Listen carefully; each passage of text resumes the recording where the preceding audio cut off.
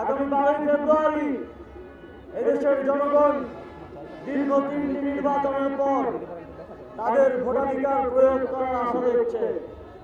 আগামী 12 ফেব্রুয়ারির পর নির্ধারিত হবে আগামীর বাংলাদেশ কিভাবে পরিচালিত হবে। আগামী 12 ফেব্রুয়ারি আপনাদের ভোটাধিকার প্রয়োগের মাধ্যমে, আপনাদের নেতৃত্ব নির্বাচনের মাধ্যমে আগামীর বাংলাদেশের রূপরেখা নির্ধারিত হবে।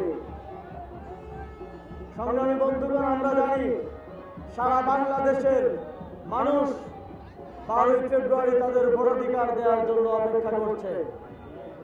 তারা আমাদের দিকে তাকিয়ে আছে। তারা বিগত 3টি নির্বাচনে যেভাবে তাদেরকে কেন্দ্র থেকে ফিরে আসতে হয়েছে, যেভাবে তারা গিয়ে দেখেছে যে তাদের ভোট অন্য কেউ দিয়ে দিয়েছে, যেভাবে তারা কেন্দ্রে গিয়ে দেখেছে যে কেন্দ্রে মারামারি, হানাহানি, দখলের মাধ্যমে তাদের ভোটাধিকার হরণ করা হয়েছে, সেটা তারা দেখতে চায় না।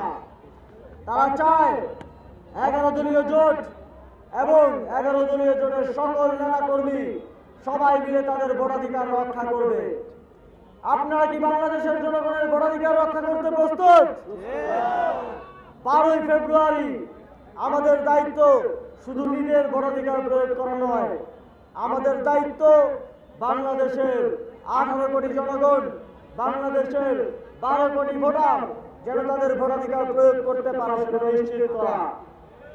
সংগ্রামী ভারতবাসী, আপনাদের বিভিন্ন ধরনের সমস্যার কথা আমরা শুনি, বিভিন্ন রাজনৈতিক অঞ্চলগত সমস্যার কথা আমরা জানি। আমরা 11 দলীয় ঐক্যের পক্ষ থেকে আপনাদেরকে প্রমিস করতে চাই, আপনারা যদি আপনাদের ম্যান্ডেট দিয়ে আমাদেরকে কাজ করার সুযোগ করে দেন, সেগুলো আমরা সমাধান করবো ইনশাআল্লাহ। ভালুকায় ভূমি দখল, বন উজাড় করে এই অঞ্চলের যে প্রাকৃতিক ভারসাম্য, সেই ভারসাম্য নষ্ট হচ্ছে। ভালুকায় কলকারখানা হচ্ছে, শিল্পায়ন হচ্ছে, কিন্তু স্থানীয় তরুণদের, স্থানীয় জনগণের সেখানে কর্মসংস্থান নিশ্চিত হচ্ছে না। ভালুকায় শ্রমিকরা জনসময়ে তাদের বেতন পাচ্ছে না। আমরা দেখেছি এখানে পরিবেশ দূষণ, বনভূমি উজাড় এবং চাষের জমি নষ্ট হচ্ছে, কিন্তু তার বিপরীতে ভালুকার জনগণের যে কর্মসংস্থান পাওয়ার কথা সেটা তারা বুঝতে পারছেন না। এখানে মাদকের সমস্যা রয়েছে, জুয়ার সমস্যা রয়েছে, এখানে স্বাস্থ্যসেবার মান, রাস্তাঘাট সহ নানা ধরনের সমস্যার মধ্য দিয়ে আপনারা যাচ্ছেন। এখানে শিল্পায়ন শুধুমাত্র ধনীদেরকে আরো ধনী করার জন্য কাজে লাগছে, কিন্তু আমার মেহনতি মানুষ, আমার গরিব মানুষ, আমার বেকার ভাই বেকারি রয়ে যাচ্ছে। আমরা নির্বাচিত হলে, কাজ করার সুযোগ পেলে সম্পদের সুষম বন্টন নিশ্চিত করব। আপনাদের যতগুলো সমস্যার কথা উল্লেখ করলাম, সবগুলো নিশ্চিত, সব সমস্যার সমাধান করার জন্য সর্বোচ্চ পর্যায় থেকে আমরা কাজ করব ইনশাআল্লাহ।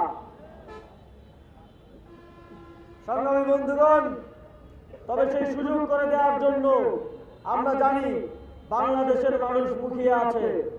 বাংলাদেশের জনগণ 11 দলীয় যে ঐক্য হয়েছে, সেই ঐক্যের যেখানে যেই মার্কা আছে সেই মার্কাকে নিজের মার্কা, যেই প্রার্থী আছে সেই প্রার্থীকে নিজের ভাই মনে করে ভোট দেওয়ার জন্য প্রস্তুত আছে।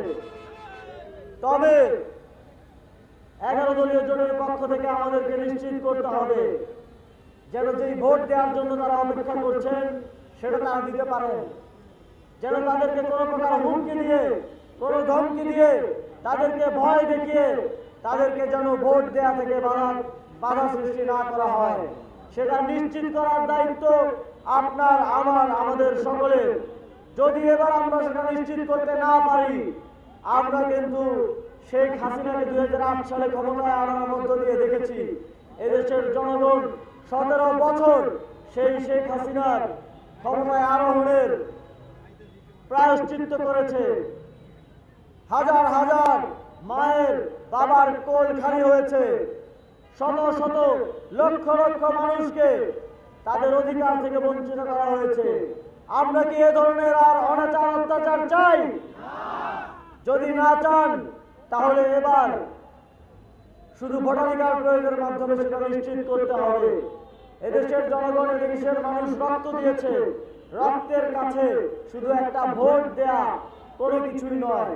আমাদের বিশ্বাস আপনারা ভোট দেবেন, আপনারা ভোটাধিকার নিশ্চিত করার জন্য 12 তারিখ কেন্দ্র পাহারা দিবেন, আপনারা জনগণের ভোটাধিকার নিশ্চিত করার জন্য কাজ করবেন, আপনারা 11 দলীয় জোটের সকল প্রার্থীকে বিজয়ী করার জন্য কাজ করবেন। আপনাদের আসনে জাতীয় নাগরিক পার্টির জাতীয় যুব শক্তির সদস্য সচিব ডাক্তার জাহিদুল ইসলামকে প্রার্থী হিসেবে মনোনীত করা হয়েছে। জাতীয় নাগরিক পার্টি, বাংলাদেশ জামাতে ইসলামী, খেলাফত মজলিস সহ 11টি দল ডাক্তার জাহিদুল ইসলামের উপর তাদের ভরসা আস্থা রেখেছেন। আমাদের বিশ্বাস এই অঞ্চলের মাটি ও মানুষের জনগণ, এই অঞ্চলের 11 দলের প্রত্যেকটি দলের নেতাকর্মীরা তাকে বিজয়ী করে আনার জন্য সর্বোচ্চটা পরিশ্রম করবেন।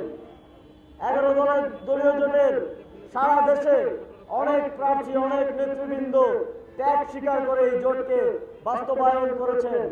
তারা দেশের জন্য, জাতির জন্য তাদের ব্যক্তি স্বার্থ বিসর্জন দিয়েছেন। এবার সময় আপনাদের। এবার 11 দলীয় জোট যাদের উপর আস্থা রেখেছে তাদের উপর আপনাদেরও আস্থা রাখার সময়। আমাদের বিশ্বাস আপনারা আস্থা রাখবেন, আপনারা কাজ করবেন। 12 তারিখ পর্যন্ত দিন রাত এক করে দিয়ে আমাদেরকে কাজ করতে হবে নতুন একটি বাংলাদেশের অভ্যুদয় ঘটানোর জন্য, এবং সেটার জন্য আপনারা কাজ করবেন এই বিশ্বাস রেখে আবারও বিজয়ের দিনে দেখা হবে সেই প্রত্যাশা ব্যক্ত করে আমার বক্তব্য শেষ করছি। আসসালামু আলাইকুম।